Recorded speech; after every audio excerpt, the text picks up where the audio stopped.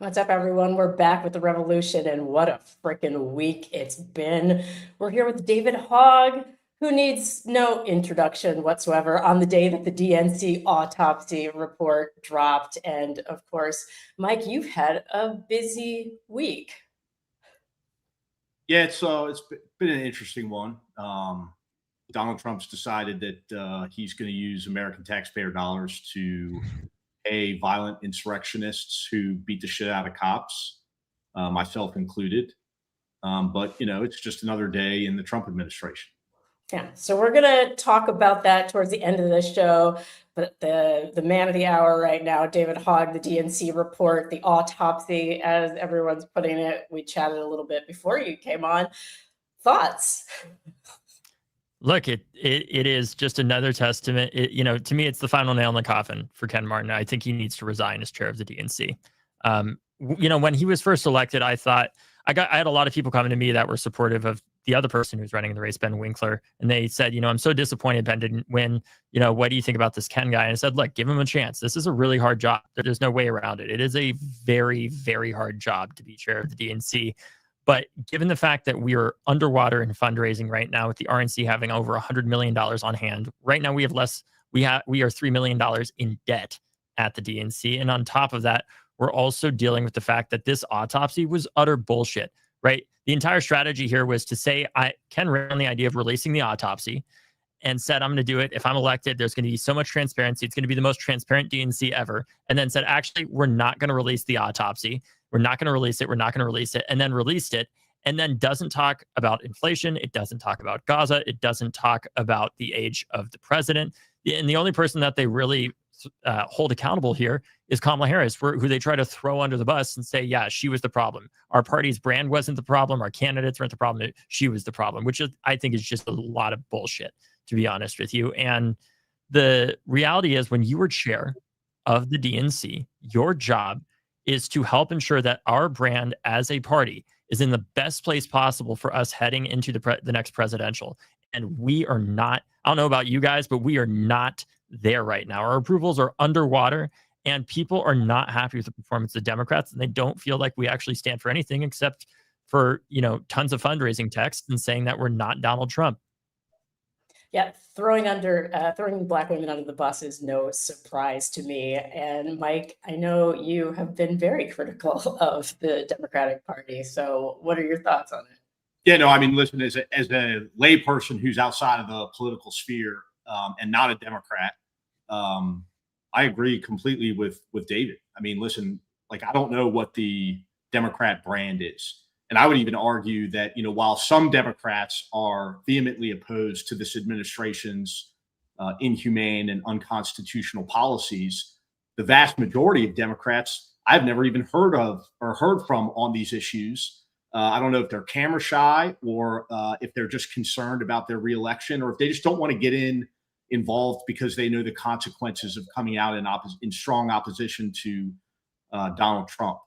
But I do know this. I know we've had 3 protests this past year, No Kings 1, 2, and 3, each one having superseded the last in the number of participants.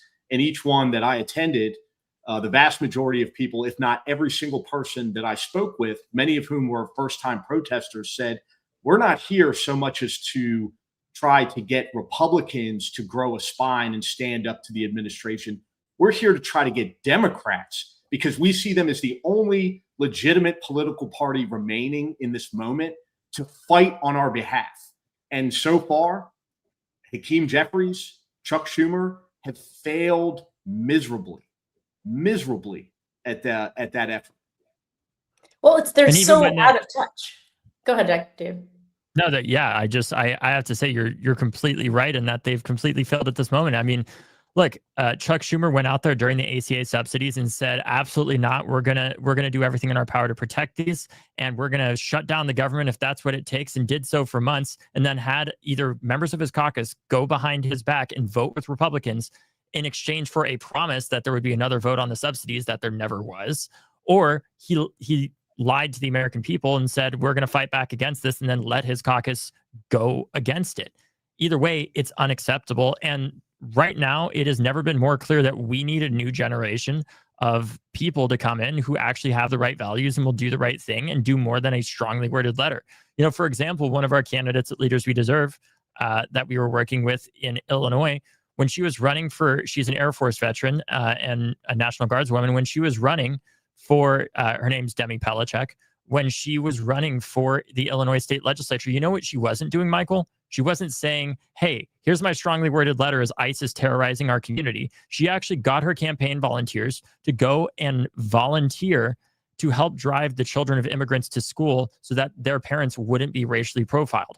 That is how Democrats can show up in more ways than a strongly worded letter. She made sure that when families were afraid to go out and go to the grocery store because of the terrorization and the blatant racial profiling done by ICE, that families could be fed.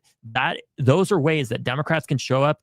That's not just a strongly worded letter out there, but it could not be clear the people that are leading our party right now are doing a piss poor job at it.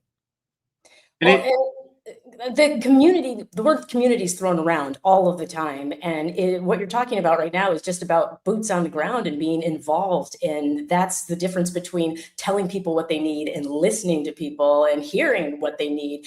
Why do you think they're so out of touch and continue to be so out of touch, despite the fact that everybody's screaming at them, read the frickin' room? Because they believe that they are never going to be defeated. Most Democrats in this country are in safer Democratic seats that realistically have no chance of becoming Republican basically ever, and they don't get serious primary challenges. So they feel like these are lifetime appointments when they're elected to Congress, that it leads to the point that, you know, one of our candidates, Patrick Roth, is running against one of the most conservative Democrats in the country, Stephen Lynch, who's in a safe blue seat in southern Boston. Stephen Lynch was at a Doge protest and was talking, you know, about how horrible the cuts were. And somebody said, well, you need to do more to fight back against Donald Trump. And you know what Congressman Lynch's response was to this constituent? It wasn't to say, I hear you. Let's talk about it. Let's hear what you think I can do a better job of. It was to say, screw you. I'm the member of Congress, not you. I get to make this decision. If you want to be the member of Congress, then you run. But I get to make this decision, not you. That disgusting level of entitlement of politicians and Democrats who allegedly are supposed to be on the same side as us is exactly why people are so fed up and disgusted with the state of affairs in our party right now. And it's because they're so comfortable that they feel like they can sit on their hands. And the only time that they're not is to write a fucking strongly worded letter. It's ridiculous. We have to embrace a culture of competition in our party at every level to ensure that we have the best Democrats possible representing us, and not just people who are there. And the best thing we can say about them as well, you know what? At least they're not a Republican. We need to do more than that. Our party needs to actually stand for something beyond who we are not. And right now, most Americans do not know that. And that's in part a product of Ken Martin's failed leadership at the DNC, the failed leadership of Chuck Schumer, and so many others across the country. I feel like you guys are twins in how you feel about the Democratic Party. I know, Mike, from the, I guess, outside looking in, and you're independent now. What are you? I'm just an American. Like I don't believe that. I mean, listen, party labels to me, it's an apparatus to get people elected. I understand, you know, that we live in a two-party system. But I think as an American who operates outside of the political world, who's not an operative, not somebody who's getting candidates elected, not somebody who's a candidate themselves, the idea that you would ascribe to one political party or another is absolutely, to me, it's in opposition to what it is to be an American. And part of it, and I think part of it lends itself to why we're in the predicament that we're in today, is because so many candidates on both sides of the political aisle have just come to expect that this group of people is going to vote for them and that group of people is not. And so they don't spend any time addressing that group of people's issues, and they focus on the people that are going to get them elected. And then once they get elected, they don't feel like they're really held accountable by anyone. And so they just end up doing whatever it is that they want to do anyways. Not to mention, you know, the influx of corporate dollars over the past, you know, however many decades, in which you've got all these candidates now that are, you know, corporatist Democrats and beholden to corporations rather than to the people that got them elected. So, yeah, I mean, that's why I'm such a big fan of David, yours, why I'm such a big fan of you know, this organization that you've put together, because I do believe that we need leaders that we deserve. And I like the idea that we're going to have an influx of younger people. I'm tired of being represented. Listen, no offense to my geriatric fans out there, but like I'm tired of being represented by 80-plus-year-old men and women. They're tired of it too, Michael. Right. Retire. Enjoy the golden years. The irony is, enjoy your congressional pension that you get for the rest of your life, and health insurance, and just go off into the sunset. I had an idea. It could have been like old congressperson, young congressperson, like big brother, little brother type of situation. And it's like, fine, you can stay in, but you don't actually get to legislate anymore. It's going to be like a mentorship program. And I thought about the same thing. Yeah. Yeah. I'm not saying kick out everybody that's over the age of 75. Well, maybe I am, but I don't know. What I'm saying is that we need new and fresh ideas. And we also need people that, like David said, are willing to not just write a strongly worded letter. Like, I'm tired of that shit. It's meaningless. It does absolutely nothing. Well, and I'm assuming, David, there had to be a ton of pushback when you started Leaders We Deserve. What was it like trying to battle against this idea that somehow these older folks know what's best for the younger generation? Well, the irony is, for a long time when we started the organization, we were not challenging incumbents. We were just focused on state legislative races that many people weren't paying attention to. But we know there is so much power across the country in these state legislatures, especially as we're seeing all the redistricting happening now. And Republicans have known this for the past 50 and 60 years. That's why our country has really gotten to this point, I would say, more than anything. It started happening long before Donald Trump. But it was only when we started saying that we're going to challenge members that we feel like are failing to meet the moment in safe Democratic seats, not even purple seats that could ever flip to become Republican, but only safe Democratic seats, that people are like, oh my God, that's not okay. And then we saw that what happened to be at the DNC, where they were so focused on their incumbent protection racket and protection of these broken status quo that brought our country to this point, they ousted me under a gender balance rule and technicality to redo the election, instead of acknowledging maybe we should bring in some fresh blood. Maybe we should try to do things differently. But instead, they decided, no, you know what the real problem is? It's David Hogg. Let's just get rid of him. And that's just, I think right now we're seeing over and over and over again the importance of us bringing in new, fresh blood. But I understand why there are so many people that just fall in line in the system, because there's so many incentives to just stay there, right? And there's so much of an incentive not to change things the way that they are overall, because it's individually beneficial to the people that are currently in power. But the reality is, I know the consequences of what happens when we don't address a broken status quo in favor of our own selfishness, because it's what happens. It's the very reason why people know who I am or the work that I do. It's because it's what's caused so many of the problems in our country, whether it's gun violence, climate change, or other things to continue, where people are like, you know what? I really care about this one thing. I'm going to sacrifice my values on all these other things, and let's just not talk about that. And it's the same reason why Democrats continue to take corporate money, because they say, well, the Republicans are going to take it, so we got to take it too. And it's crazy to me that they don't see how that, if we as a party just said collectively, you know what, we are not going to take any corporate sponsors, we're not going to take any support from corporations, we are only going to rely on support of the people, and we could run an ad against every single Republican and use that as the major political liability it is, because the American people on the left and right are sick and tired of the system that has been bought and sold for them. I don't understand how they can't see that as the benefit that it could be. I have these conversations every day with many people in the establishment who are like, well, you just don't understand. Republicans are taking this money. I'm like, well, guess what? You wouldn't need as much money to win elections if people actually believed that you were standing up for them. Yeah, that's why I didn't need to read today's autopsy report. I knew when they kicked you out of the DNC, David, that the autopsy report should read this: the DNC died by suicide. They did it to themselves. And so, and literally, and I understand that this gets thrown around quite often, but in the most consequential election cycle of probably the history of this country, we have a DNC, the final party left to defend democracy, that is not even on life support. They've got nothing left. And I work with candidates as well. all across the country. All of them are grassroots candidates, first-time candidates.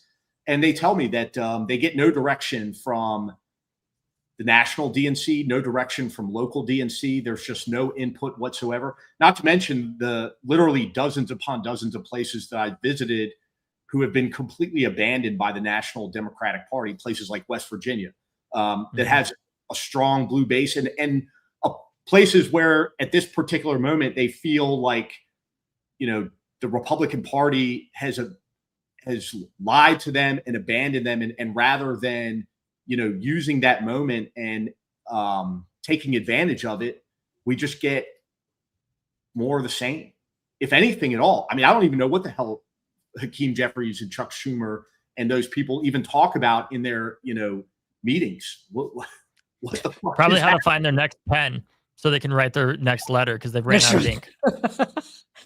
They have a whole drawer of strongly worded letter pens, perhaps. We had Santiago Mayer on, and what he said was also confirmed by the report, which is that there's not this year-long ground game occupation community building on college campuses in communities, whereas they have Turning Point and they have all of their conferences, and that seems to be such a huge miss. We spent so much money on ads and digital warfare, but not a lot on the ground. How can that change going forward? Well, I think the question we need to address in our party is, do we want to continue debating how expensive the lipstick is that we buy for the pig that is the party, or do we want to address the pig, right? Like, that's really what we're talking about here, right? And we need a party that we need a product that people actually believe in the first place, because that is the easiest thing to market, is something that people actually believe in, can properly represent them, and not the very special interests that they feel like they've been screwed over their entire lives. And I'll be honest with you, what scares me the most is that our party's message of saying over and over again, vote for us because democracy is so important, that, everything's going to be fine. Donald Trump is the real problem.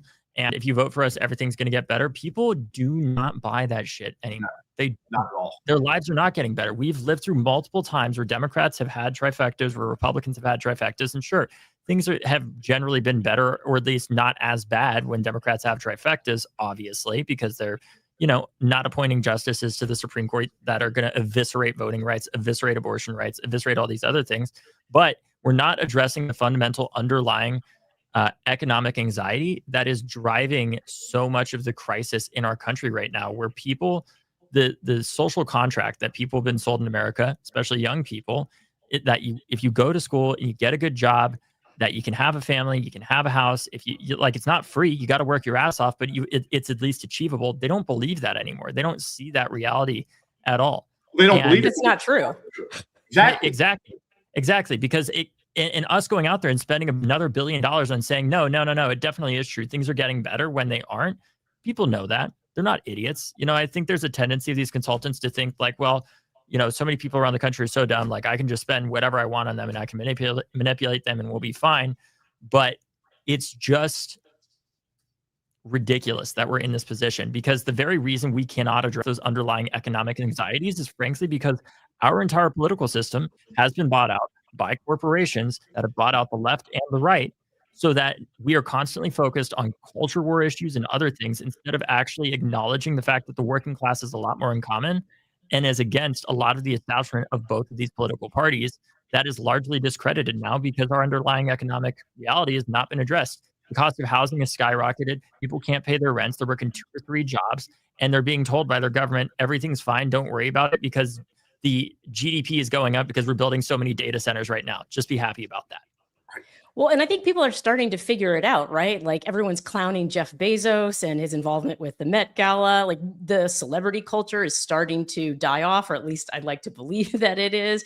And people are starting to get the fact that it's billionaires against everyone else. And so this would be a great chance to harness that. And I myself have asked for like activations, whether it be at gas pumps or at grocery stores, to be able to listen to and engage with people and say, hey, we're going to answer to the people, not to corporations. And this is something that it just solidly feels like we should all be able to get behind across ages. I mean, my daughter is screaming against corporations because she's now in college and having to see like, oh, wow, this is a lot more expensive when I go to get my shampoo than it was 2 months ago. And so young people are feeling it, older people are feeling it. So it seems like it should be easy to build a coalition. So why are we not able to? Because the donors and the corporations that fund both of these political parties are against it. And that's why Leaders We Deserve exists. We rely on 250,000 individual donors around the country to fund our work, and it makes it harder, right? In some senses, in that, when we went out there and supported Zoran, there were a number of major donors that we had that said, because you supported this guy and I don't agree with him, we're not going to give you money anymore. And had we not had the vast majority of our funding come from people that give less than $1,000, it would have been a lot harder to have that conversation, because there's people that work here. We have a mission, but ultimately, because there are so many people that give us $5 or $10, we have what so many people do not have in DC: the independence to do what is necessary, even if the donor class, even if the corporations do not like it. Because here's the interesting thing: is a lot of those people that called me after we spent $300,000 supporting Zoran were the same people that have told me for years, David, how do we get back young voters? How do we get back young voters? We need young voters. We need young voters. And then you get somebody like Zoran who got 3 times the 18 to 24-year-old turnout of Kamala Harris. And then it's like, no, not like that, not like that. Here's the deal. If you're saying that about a candidate that got 3 times the voter turnout of 18 to 24-year-olds, you're not actually interested in getting the youth vote. You're interested in getting sick of, in brainwashing young people into believing everything is fine and we don't actually need to change anything. We don't need to tax the wealthy more. We don't need to address the fact that housing costs an astronomical amount and young people cannot afford to go to college. And even if they do, their jobs are being automated away.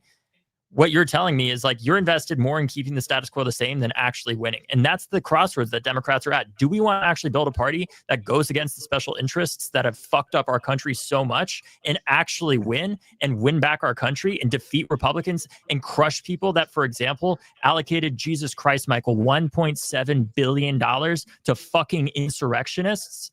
Because if we're going to do that, we need a very solid anti-corruption message that shows that we are bringing a new generation into government that are not younger versions of the same old people that are there right now that are actually going to make the problem a hell of a lot worse when they're corrupted, but truly a new generation and a new future for the Democratic Party where we fight for the little guys and we aren't just talking constantly, well, we're not Donald Trump. We're not Donald Trump. Give me $5 right now or democracy ends tomorrow because we're not Donald Trump. People are sick and tired of that. And guess what? Donald Trump, he's not young either. He's not going to live forever. There will be a day that comes after him. The question is, what the hell are Democrats actually going to run on then? Because the past 10 years, we've been running on what we are not instead of who we are. And it's time for that to change. No, I agree. I mean, you look at the 4 years of the Biden administration that we had, no accountability whatsoever for, I mean, not just January 6th, but all of the crimes and unconstitutional behavior of under Trump 1.0, which, seems dwarfed now by Trump 2.0, but there was no commitment whatsoever and no pathway to accountability. And that resulted in Trump 2.0. And voters like myself are looking to Democrats and saying, okay, you say you want accountability. What does that look like? What is it that you're going to do? What is the party going to do? What is the platform for accountability going forward? And then getting to Mamdani, I don't know very much about him other than the fact that he was an incredibly energizing candidate. And he's getting shit done. Right. But there were a ton of people. I mean, I take his actual term, set that aside and just look at the candidacy. Like he galvanized people. People were incredibly, they were tuned in. They were paying attention. Like you said, he got young people involved. And Chuck Schumer wouldn't even endorse him. The Democratic Party wouldn't even endorse him. And so right. The Democratic Party can't claim Mamdani and that victory not because Mamdani turned his back on them, but because they turned their back on him. And so people are looking and they're saying, like, this is what we want. We're telling you what we want. And you're telling us, no, that's not what you want. You want this thing over here. This old motherfucker who takes a bunch of money from corporations. He's your guy. He knows how to Right. get things done. And then they're shocked when our party is discredited and we continue to say vote blue no matter who. And we're a big tent over and over. And yet that is only applied when progressives are upset about a more moderate candidate running, in a purple district, but never applied when there's a left-wing candidate running in a deeply blue seat. If you're going to say that we're a big tent, right? What did Abraham Lincoln say? He said a house divided against itself cannot stand. If you're going to say that we're a big tent or a big house, guess what? There's a left side of that house and there's a right side of that house. You can't just support one side or else the house collapses. Yeah. Well, and it feels like the collapse is going to come if we don't do something. So therefore, we must do something in the sense that so many people are afraid of taking a risk. And I get that. If you're entrenched in power and you've held your seat for a very long time, it's risky to do what is the right thing, what they know the right thing to be, because then, they may lose their seat and not have access to that power and not be able to leverage that power to help their district. But this is going to crumble anyway. And so it's like, you got to take the chance. Like, this just feels like we're at a Hail Mary sort of situation when we shouldn't be. And I think that's what's frustrating for me, is because it's very obvious what, as you said, Mike, what energizes the people. I mean, I loved watching Mamdani's campaign, and I kind of sat nervously hoping, oh God, I hope he fulfills some of the things that he said he would do. And then to watch him come out of the gate crushing it, to have his administration just so prepared to just do the work of government, which is, and that's another thing. Everything is just constant campaigning. The way the system is set up right now, it just feels like everyone's always in a campaign. They're never not campaigning. It's like Glengarry, Glen Ross, right? Always be closing. And if they're always selling themselves, they're always closing the deal. There's no time left to govern. And people see that. And guess what? It doesn't have to be that way. There are other countries where you cannot campaign until a certain time period before the election. It is literally not legal. It is possible for us not to, like, things do not have to be horrible like they are right now. It is possible for us to change this. There are states with public financing of elections. We could do things like going out and taxing super PACs to help do public financing of elections. Like, this is a solvable issue. The issue is not that we don't have the solutions. The issue is that we don't have the people with the right values in power to do the right thing. Zoran has been successful not because he's a political savant, as much as people would like to think that, and I think he is very talented. He has been successful more than anything because he has the right values, and he stuck to them, and he used democracy in the way it should be, where you say what you actually believe and you expand the electorate. Because guess what? Andrew Cuomo should have won that election. If it was a normal election with a normal electorate, he was going to win. But because Zoran actually did what good Democratic leaders do and give something that people actually believe in, he got the non-voter to actually vote. He got young people out to vote. He got 50,000 volunteers to show up. And if we're going to really start to rebuild trust in our country and in our party, that starts with the bottom up. It starts with mayors. It starts with state legislators. It starts with our governors, and showing people that we can deliver for them and fight back against the special interests that are destroying our lives. Yeah, no, I tell people all the time, stop giving money to the National Democratic Party and start giving money to organizations like Leaders We Deserve, or candidates in your communities that represent your values and are willing to go to Washington and say no to corporate interests and corporations. But unfortunately, that money is going to come regardless. So it's going to be up to us, the voters, to replace it with our own hard-earned money. And putting it in the hands of these campaigns and organizations like yours, David. So if you're watching this, dig deep. Well, thank you. I mean, look, Michael, every organization I've ever had has a terrible business model. In that our goal is to not exist anymore. Whether it's March for Our Lives that we started after Parkland, and the work that we've done to cut gun deaths by about a third in this country since Parkland, happened, especially since its peak in 2020. Or it's the work that we're doing at Leaders We Deserve.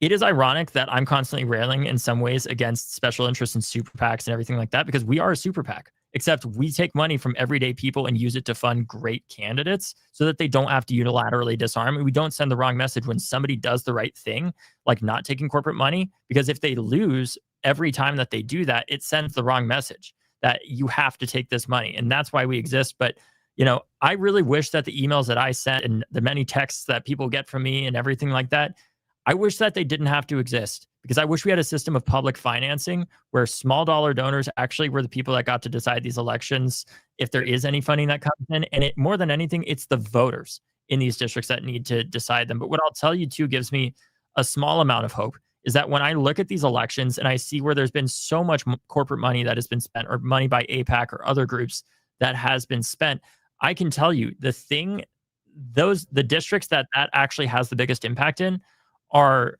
the least impact in, are the districts with the highest educational attainment. People that are actually, able to go and get an education, be well politically informed, are not swayed by that money nearly as much. And if we can build a democracy that properly invests in building real citizens that understand democracy, that understand the political system beyond just what they're seeing on TV, we can also combat the influence of these special interests. But that starts with us fixing our campaign finance system. That's so well said, David. And I also wanted to point out, I'm so grateful that you mentioned that it doesn't have to be this way, that we can look to systems in other countries and other states that are doing it right and adopt those for ourselves. A lot of it has to do with having the vision that we can do something differently. And that's a great way to inspire people. So thank you so much for joining us, especially on today, the drop of the autopsy report. I know everybody's probably going to be digging into that over the next few days, or maybe it's just us nerds that will be doing that. But so just really loved having you on. And of course, you are welcome back anytime. Well, thank you so much. And if people want to support our work, everybody's about to go on vacation, and God willing, you're not thinking about things like the DNC autopsy or, the disaster that is the Democratic Party while you're out there. But fundraising does go down throughout the summer because people are on vacation. And I could really use people donating $5 or $10 at Leaders We Deserve a month to support our work, because the work continues. As you're sipping your Mai Tai, we're out there calling candidates, recruiting them, vetting them. So if you can, please donate to support our work. We don't take a dime of corporate money. And that support is what enables me to tell, ultra wealthy people when they're like, well, I don't support people that want to tax the rich more, to go take a hike. Yes, I love it. Everybody, for the cost of a coffee, not even a day. Like, that's just, you can cut down on one coffee and send $5 a month to Leaders We Deserve. So put that coffee down.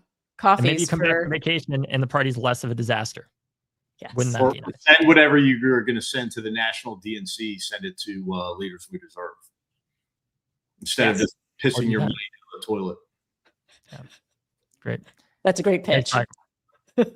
Yeah, buddy. Oh, I forget that he's only 26 years old and has been fighting for, I know we said we're not going to say democracy, but for fighting for the things that democracy is supposed to provide us, which is safety and stability, in particular in the classroom, that he's been doing that for almost half of his life now. So super impressive. And both of you were people who were in many ways victims and then decided to become activists, which I love. That journey. I have a tremendous amount of respect for David and the work that he's done, but specifically for turning that just absolutely horrifying day into a lifetime commitment to advocacy. So, well, and you're doing the same, and so I love seeing the two of you in conversation together, because I think it is inspiring for people to see that somebody can go from just like, and I said this about Marshawn, the guy who testified at the hearing in Louisiana. You can just go from being a regular guy, a regular dude, a regular anybody, and all of a sudden be very active in the political process, in the civic process. And I think that's what we need more of. We just need more people getting civically engaged, maybe not at pub quizzes because nobody liked that idea, but whatever. So I already told you, I was like, this week is your week to just rage. It actually was very difficult for my brain to process. I kept looking at it going, I'm sorry, what? We're going to give money to who? They're saying this out loud. They're expecting it to be replenishing. They named it 1.776, their obsession with revolution.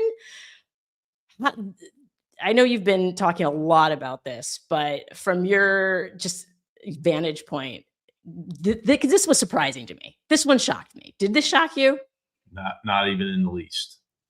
I mean, there have been a lot of mentions of compensation. Trump had said time and time again, both before he pardoned the insurrectionists and after, that that they should be compensated. That it was a grave injustice. Probably, I think this is his words, the greatest injustice in the history of our country. That these were great patriots, and so now we're going to use $1.776 billion of American taxpayer money to compensate them for attacking the Capitol, trying to subvert democracy, and injuring hundreds of law enforcement officers.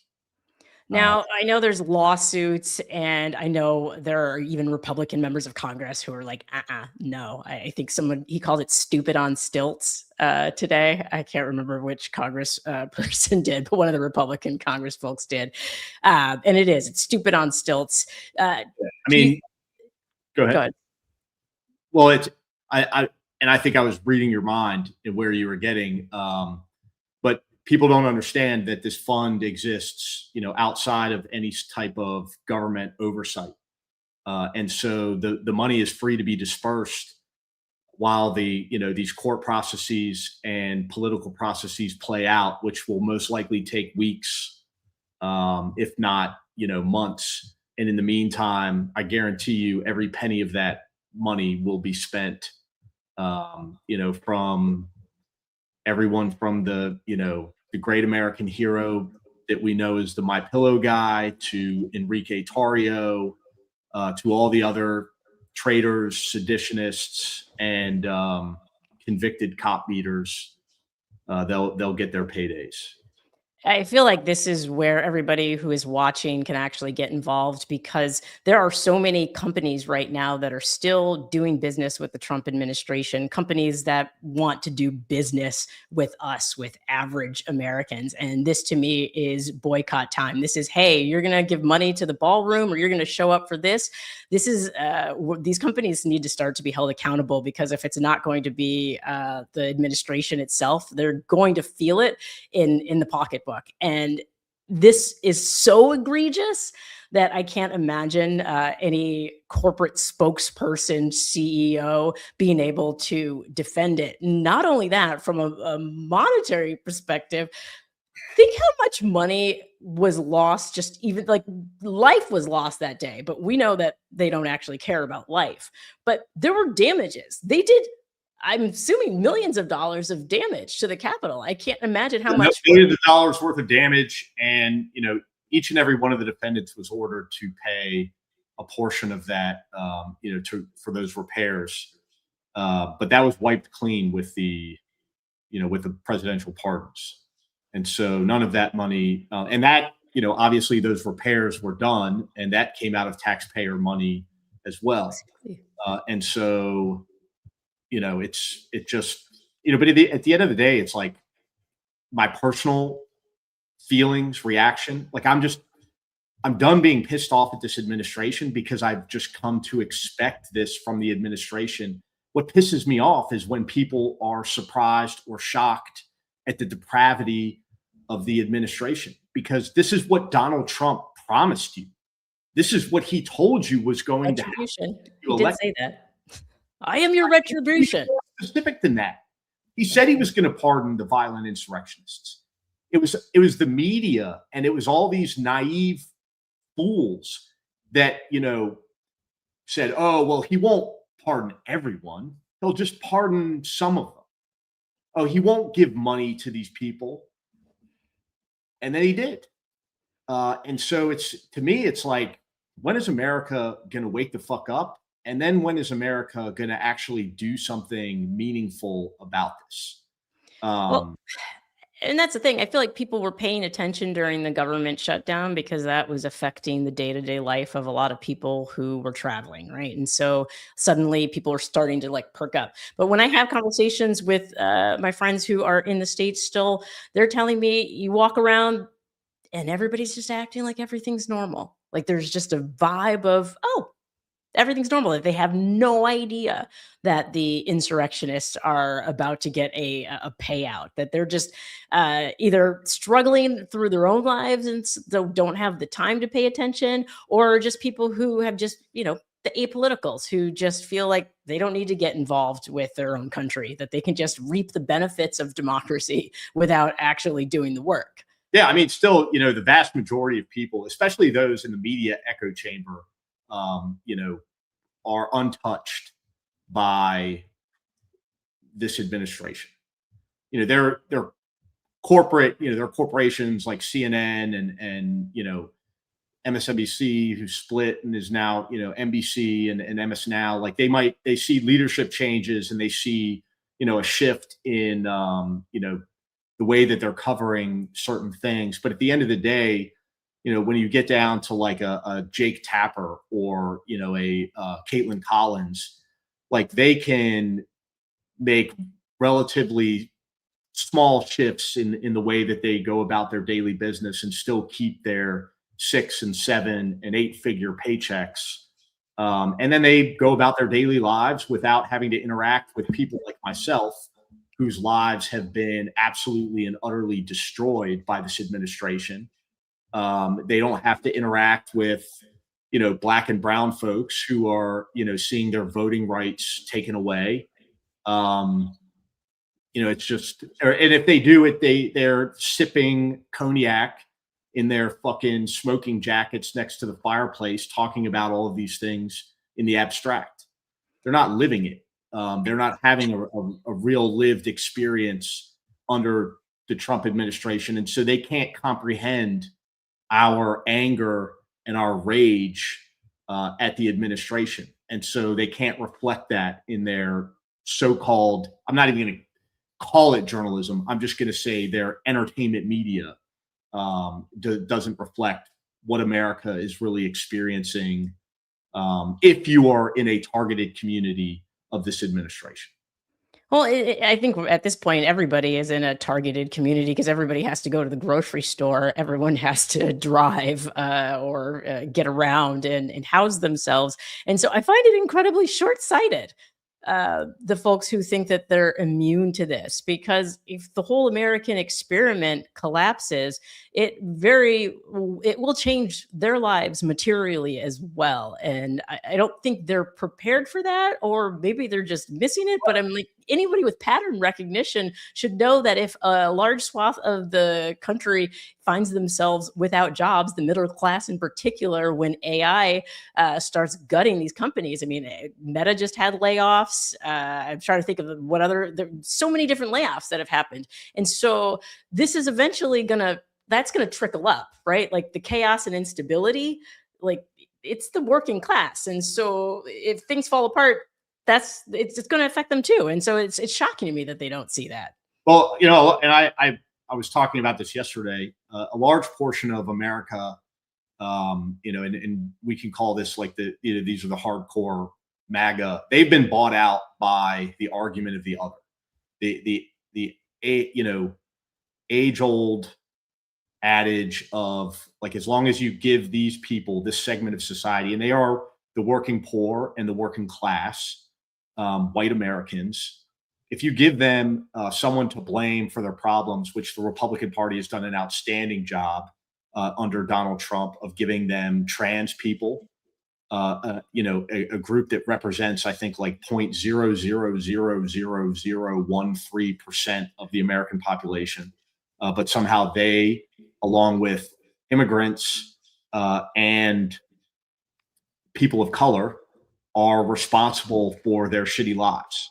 And so no matter what Trump does to tank our economy for middle class and working poor, they are always going to believe that it is, people of color, trans people, people that are not Christian, non-whites, that are responsible for the mess that they're in. And they'll continue to vote for, Republicans. And then you just have this other huge swath of America that sticks their head in the sand and pretends like nothing's happening. And they make just enough that they can absorb these, the rise in inflation and the rise in costs, and like it's uncomfortable to a point, but it's not like they're still going to go on vacation this summer. It just, they might complain about it at the gas pump, a little more.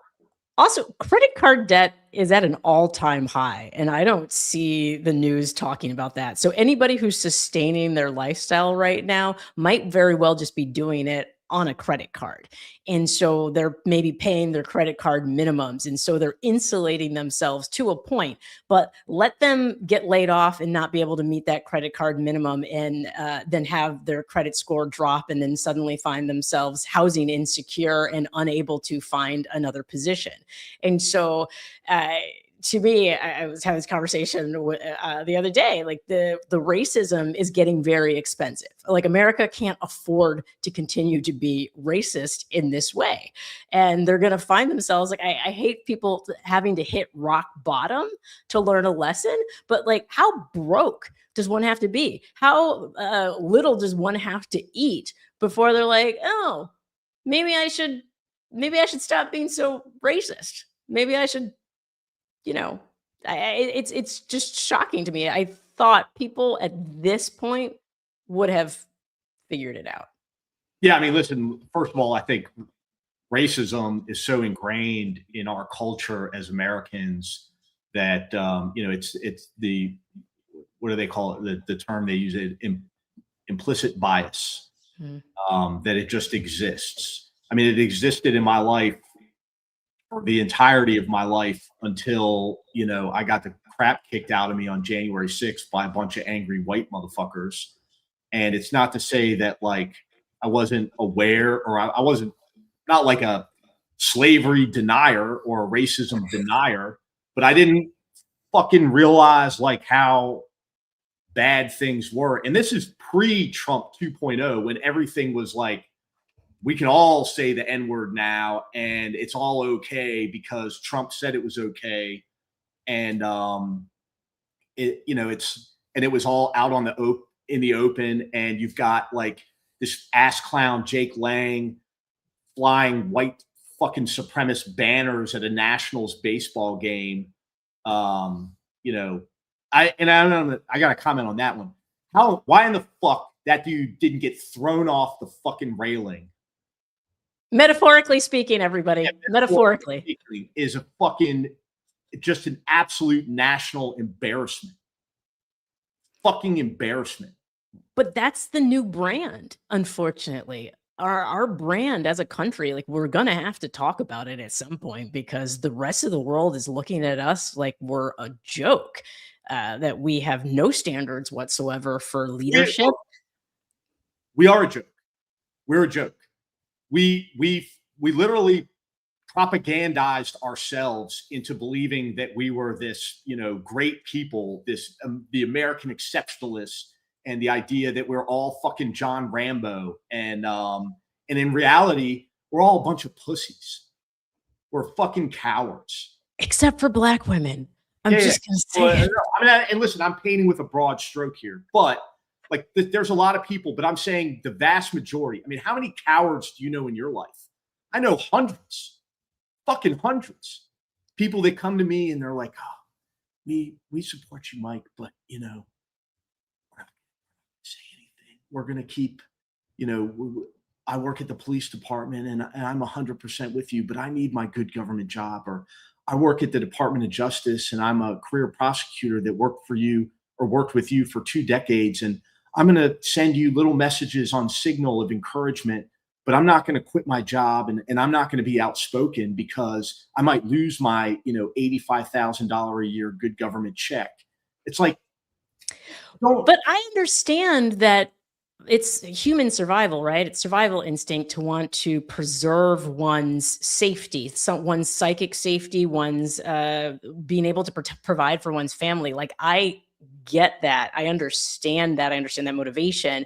And that's why I think we need to start to provide mechanisms that help people get beyond that, to understand that you will survive, you will find something, you will create something if you lead this position, if you decide that you want to stand for something. And so I think that's the hardest part for people who maybe have not been marginalized, is they don't know how to adapt. I made a video about it years ago about Ted Cruz. Let me be more specific.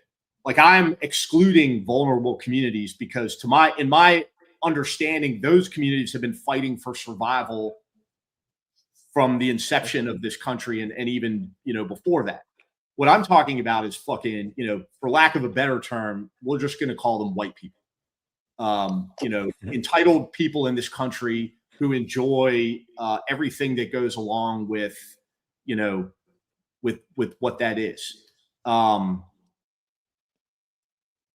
I understand what you're saying about human nature and surviving. I understand it. And I recognize the fact that is, something that is a natural response. But to me, what is also a natural response is wanting to help your neighbor, to see somebody who's in distress and to go and react and to help that person. That's been a part of my life ever since, and it should. That is human nature. It is human nature until there is scarcity. And so the entire Republican Party has developed this ability to weaponize scarcity. They create scarcity and fear where it should not exist. And they've managed to make people think that, even today, I believe Trump was talking about how they're transgender mutilation your children. And so that's psychological. These people's brains have almost been warped in many ways to live constantly in fear. And when people live constantly in fear, they're easy to manipulate. I mean, it's why we talk about it as a cult, and you can't just get somebody out of a cult, unfortunately, and a person can't almost get themselves out of a cult. And so it's so challenging. And I'm not saying this to say like I feel sorry or bad for any of these people. I'm saying from a strategic perspective, if we want to get our country back to some level of normalcy, we need to appeal to these folks who are living in fear. We need to figure out how to take that growth mindset that is supposed to be gym culture, right? Like that is supposed to be the self-help, the Tony Robbins of the world. And they're supposed to be about personal accountability and growth mindset and what you can do and helping other people and working together. And there's plenty to go around. But instead the algorithm, right? And ourselves in a way, because we control the algorithms, we control our own algorithms, have fallen into this cesspool of woe is me, everything happens to me, I'm a victim mentality. And the victim mentality is stronger with, as you said, the whites and marginalized folks have had to just to survive, to exist. It's like, well, we actually genuinely are victims, and we're surviving. We're survivors. We're continuing to do the work. And so, and not all whites. I have to say that. I can't see the comments. I don't know if somebody's like, stop being racist. If people can't understand nuance, then you can get the fuck off this feed. Like, I think those things go without saying. Like, it's just so obnoxious that you can't just, have an honest conversation without people nitpicking the littlest thing. Right. And like having to qualify and I mean, that's part of the problem, right? And I think that's why I love having these conversations with you, because we can just be raw and honest. And I can always be like, Mike's my friend, and so I'm clearly not racist, I do the same thing with you, Maya. You're like, I have a black friend and co-host. I work with her, for Christ's sakes. There you have it. Everybody needs somebody who can vouch for them. So go find that. If your friend crew is all the same color and all the same gender, you need to go find more friends. My friends. Indeed. That's the assignment for this week. It is Memorial Day weekend coming up, so I guess everybody's supposed to relax. No. We were going to go to the beach, but the weather here is absolute shit. So I don't know. I'll probably just take my kids to Dave and Buster's. That actually sounds like fun. I don't do anything fun, apparently. I've been examining my life lately, and apparently all I do is go to the gym and boxing and then come home. And so I need to get some hobbies, and maybe that's what I'll work on this I've, weekend. I've overdone it on the hobby front. And then I just find myself falling back into the cycle that you just described, which is getting up, going to the gym, and coming home, and watching Murder, She Wrote, and going to bed. I have not there. I'm still trying to. I'm back in the 90s, I think, for TV shows. So wait, old Murder She Wrote or new Murder She Wrote? Is there a new one? I don't know. I only watched the one with Angela Lansbury. I did not. With it. Okay, we're actually gonna change. Why? I think there is a new one, and now this just is gonna have to be a podcast of us reviewing TV shows. So sorry, everybody. You thought it was gonna be about the revolution. No, it's the televised part. We're just gonna talk about TV shows. Oh my God, the revolution will not be televised, but it's us just talking about TV shows. Yeah, I think it was like a metaphoric thing. probably metaphor. All right, well, we did it. We had a great show with David Hogg. Everybody, go give money to his organization, and then follow, subscribe, share this episode. Thank you. And go make friends. Right. Yeah. If you're black, make a white friend. If you're white, go make a black friend. If Go make a friend that doesn't look like you. Choice. Dealer's choice. Yeah. Come back and tell us about it. All right. We'll see you next week. All right.